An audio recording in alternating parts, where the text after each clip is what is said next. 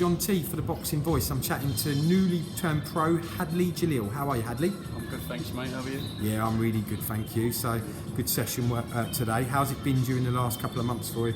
Yeah, it's been good. Look, obviously it's been a little bit hard with the whole COVID situation, but to be honest with you, mate, I'm just using it as my advantage. You know, obviously just putting the work in, getting back to kind of all of my runs, getting a lot of good sparring in. So yeah, by the time I'm ready to fight, I'll be in a good place, you know. Has it been frustrating for you because you turned pro just before the pandemic? So you probably thought by a year ago from now, you probably thought you might have 3, 4, 5 fights under your belt. I thought I'd be fighting either this month or next month, you know. Yeah. So it's been hard, obviously, because you're working hard at something, and then it's almost like getting pushed back every time. But obviously, it's out of everyone's control. So yeah, I'm just gonna keep training. You know, getting the sparring in, and yeah, like I say, I'll be ready to go.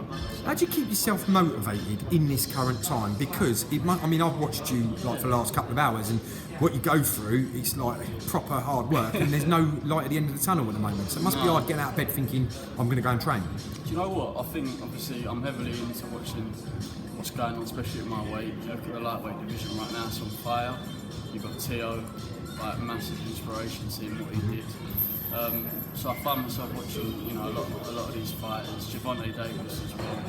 So when you're seeing the work that they're putting in, at the end of the day, I want to match that. You know, I see myself as a contender with the right work in. So that's really what's motivating me. The diet, obviously, eating healthy, that's my weakness, mate. I love my food. We all do, mate. Yeah. So I think that's probably the hardest part about everything that's going on. You know, not like keeping discipline with your food. The training's easy because I love it. So. That makes it easier. And how are you for the weight? Like, say you were, because there are some cards that are going on at the moment. You never know, you could get a shout. Yeah, would you be ready to go? Listen, I probably have to shave off about 5-6 kilo, which is not too much. But yeah, look, like I say, give me a fight day, I'll make the weight. But I'm just slowly trying to get that weight down now, so that really, by the time I'm ready to fight, I'm only having to shave off 3 kilo. I think a lot of fighters make the mistake of like using a cam to shave off the weight, when really you want to be using that cam to sharpen the tools. So yeah.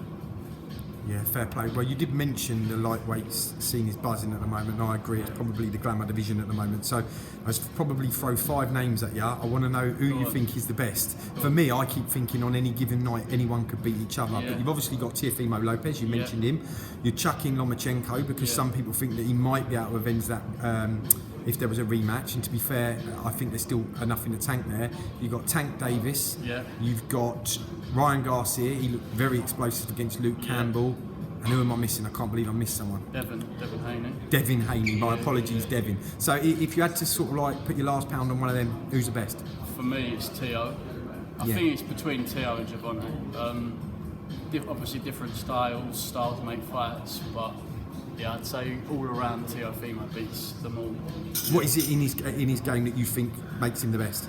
He can box. He's got a unique style, and he's strong, mate. His fists are like he hits like a super welterweight. So does Gervonta, but like I say, I think, and he's got the whole package, you know. He's good in the ring, he's good outside the ring with like. So yeah, I think Tio.